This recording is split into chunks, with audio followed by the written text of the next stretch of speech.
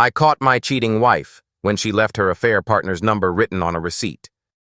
Crumpled receipt in my coat pocket, meant to be a mundane takeaway tally, bore a scrawled phone number and a name that wasn't mine, a silent scream that shattered my quiet Manchester life in an instant. I was sorting through my coat pockets that rainy Thursday evening, 5:29 p.m. on September 15th, 2025, when I found it.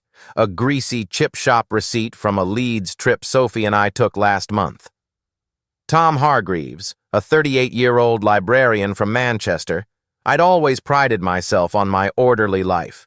A terraced house filled with books, a steady job at the Central Library, and a marriage to Sophie, my Leeds-born wife of 10 years, a marketing consultant with a laugh that once lit up our Salford flat.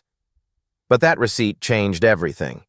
Scribbled on the back, in Sophie's neat handwriting, was a mobile number and the name Liam O'Connor. My heart sank. Liam wasn't a client.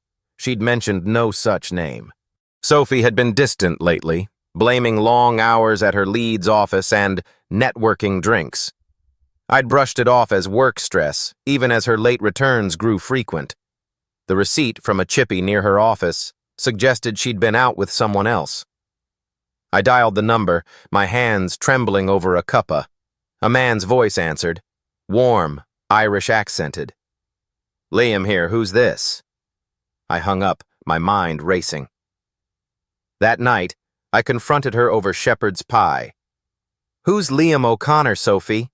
I asked, sliding the receipt across the table.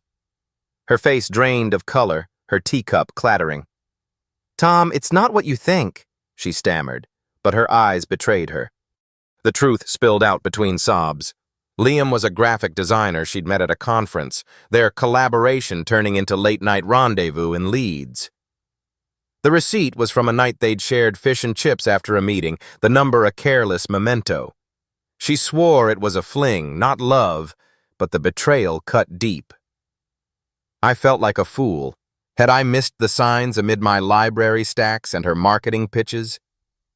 We argued until dawn, her apologies mixing with my hurt, until she packed a bag and left for her sister's in Bradford. The weeks that followed were a fog. I threw myself into cataloging rare manuscripts, avoiding the empty house. Mia, our tabby cat, curled beside me, a silent comfort. Sophie texted apologies, but I couldn't reply. One dreary Saturday, I visited the Peak District, needing air. Sitting by a stream, I replayed our decade, holidays in the Lake District, her hand in mine at the Manchester Christmas markets. I missed her, flaws and all. As autumn leaves fell around me that October afternoon, I called Sophie. She met me at the stream, her eyes red, voice soft. "I've ended it with Liam, Tom. I was lost, but I want us back. If you'll have me." I saw the girl I'd married, not the stranger with the receipt. Tears stung my eyes as I took her hand, the cold water mirroring our fragile hope. "We'll try. For us," I whispered, the wind carrying our past mistakes away. In that moment, beneath the gray British sky, I felt the ache of betrayal melt into a tentative promise, a love not perfect, but worth fighting for, rooted in the messy beauty of home.